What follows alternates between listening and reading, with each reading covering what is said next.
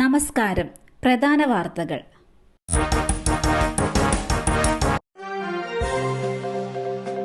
അസം ബാലിക സ്കൂളിലേക്ക് 7ാം ക്ലാസ്സിൽ ചേർന്നു. മാതാപിതാക്കളുമായി പിണങ്ങി കഴക്കൂട്ടത്തു നിന്നും കാണാതായി വിശാഖപട്ടണത്തു നിന്നും കണ്ടെത്തിയ അസം ബാലിക സ്കൂളിൽ പോയി തുടങ്ങുന്നു. ശിശുക്ഷേമ സമിതിയുടെ സംരക്ഷണയിലുള്ള 13കാരി 2 ദിവസത്തിനകം സ്കൂളിൽ പോയി തുടങ്ങുമെന്ന് ജനറൽ സെക്രട്ടറി അരുൺ ഗോപി അറിയിച്ചു. 7ാം ക്ലാസ്സിലേക്കാണ് കുട്ടിയെ ചേർത്തിരിക്കുന്നത്. മാതാപിതാക്കൾക്കൊപ്പം പോകാൻ തയ്യാറാവാത്ത കുട്ടി ഇപ്പോഴും ശിശുക്ഷേമ സമിതിയുടെ സംരക്ഷണയിലാണ്. കഴിഞ്ഞ ദിവസം കുട്ടിയെ ബലമായി കൊണ്ടുപോകാനുള്ള മാതാപിതാക്കളുടെ ശ്രമം അധികൃതർ തടഞ്ഞിരുന്നു. കുട്ടിയെ ഏറ്റെടുക്കുന്ന വിവരം സാമൂഹിക നീതി വകുപ്പിനെ അറിയിച്ചിട്ടുണ്ട്. 2 ദിവസത്തിനുള്ളിൽ മാതാപിതാക്കളെ അധികൃതർ വീണ്ടും കാണും. ഇളയ 2 കുട്ടികളെയും ഏറ്റെടുക്കാനുള്ള സന്നദ്ധത അറിയിച്ചിട്ടുണ്ടെന്ന് ചൈൽഡ് വെൽഫെയർ കമ്മിറ്റി ജില്ലാ ചെയർപേഴ്സൺ ഷാനിബ ബീഗം വ്യക്തമാക്കി. നടൻ വി.പി. രാമചന്ദ്രൻ അന്തരിച്ചു.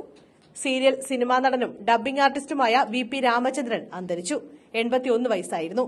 സംഗീത നാടക അക്കാദമി അവാർഡ് ജേതാവും റിട്ടയർഡ് എയർഫോഴ്സ് ഉദ്യോഗസ്ഥനും അമേരിക്കൻ കോൺസുലേറ്റ് ജീവനക്കാരനുമായിരുന്ന ഇദ്ദേഹം പയ്യന്നൂർ സ്വദേശിയാണ്. പ്രശസ്ത നർത്തകൻ പത്മഭൂഷൺ വി.പി. ധനഞ്ജയന്റെ സഹോദരനാണ്. സംസ്കാരം നാളെ നടക്കും. 1987 മുതൽ 2016 വരെ സിനിമയിൽ സജീവമായിരുന്നു. 19 സിനിമകളിൽ അഭിനയിച്ചിട്ടുണ്ട്. ചൂണ്ടയിടുന്നതിനിടെ പ്രവാസിയെ കാണാതായി 5 ദിവസം. തിരച്ചിൽ തുടരുന്നു. ഈശ്വർ മാൽപേ സംഘവും ഇന്നെത്തും. കാസർഗോഡ് കീഴൂർ ഹാർബറിന് സമീപം ചൂണ്ടയിടുന്നതിനിടെ കാണാതായ പ്രവാസി യുവാവിനെ കണ്ടെത്താനുള്ള തിരച്ചിൽ 5ാം ദിവസത്തിൽ. സർക്കാർ സംവിധാനങ്ങൾ കാര്യക്ഷമമായി തിരച്ചിൽ നടത്താത്തതിൽ പ്രതിഷേധം ശക്തമാണ്. അതേസമയം കൊച്ചിയിൽ നിന്ന് നാവികസേനയുടെ മുങ്ങൽ വിദഗ്ധരെ എത്തിക്കാൻ ശ്രമിക്കുന്നതായി ജില്ലാ ഭരണകൂടം അറിയിച്ചു. ശിരൂരിൽ അർജുനു വേണ്ടി തിരച്ചിൽ നടത്തിയ ഈശ്വർ മാൽപേ സംഘവും ഇന്നെത്തിയേക്കും. ശനിയാഴ്ച പുലർച്ചെ ചൂണ്ടയിടാനായി കീഴൂരിലെ ഹാർബറിലെത്തിയ ചെമ്മാട് കല്ലുവളപ്പിലെ കെ മുഹമ്മദ് റിയാസിനെ കുറിച്ച് പിന്നീട് വിവരമൊന്നും ലഭിച്ചില്ല. റിയാസിനു വേണ്ടി കഴിഞ്ഞ 4 ദിവസമായി നാട്ടുകാരും സുഹൃത്തുക്കളും അഴിമുഖത്തും കടൽക്കരയിൽ രാപ്പകൽ തിരച്ചിൽ നടത്തുന്നുണ്ടെങ്കിലും സൂചനകളൊന്നും കിട്ടിയിട്ടില്ല. ഗുരുവായൂർ ക്ഷേത്രത്തിൽ സെപ്റ്റംബർ 8-ന് റെക്കോർഡ് കല്യാണം. ഇതുവരെ ബുക്ക് ചെയ്തത് 330 വിവാഹങ്ങൾ.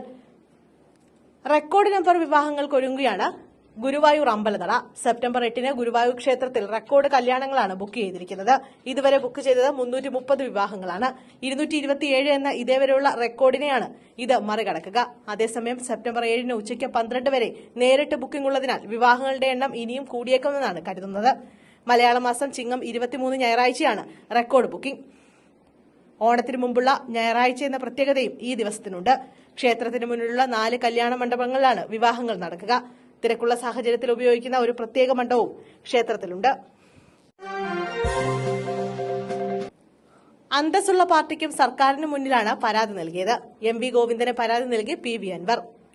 മുഖ്യമന്ത്രിക്ക് കൊടുത്ത പരാതി പാർട്ടി സെക്രട്ടറി എം.വി. ഗോവിന്ദനും കൈമാറിയെന്ന് പി.വി. അൻവർ എം.എൽ.എ.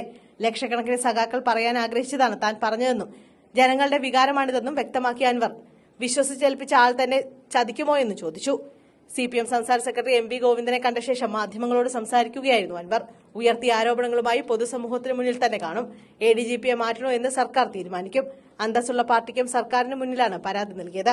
നടപടിക്രമങ്ങൾ പാലിച്ച് കാര്യങ്ങൾ മുന്നോട്ടു പോകും. ADGPയെ മാറ്റേണ്ടതിന്റെ ഉത്തരവാദിത്തം സർക്കാരിനാണ്. ADGPയെ മാറ്റേണ്ടത് പാർട്ടിയും മുഖ്യമന്ത്രിയുമാണ്.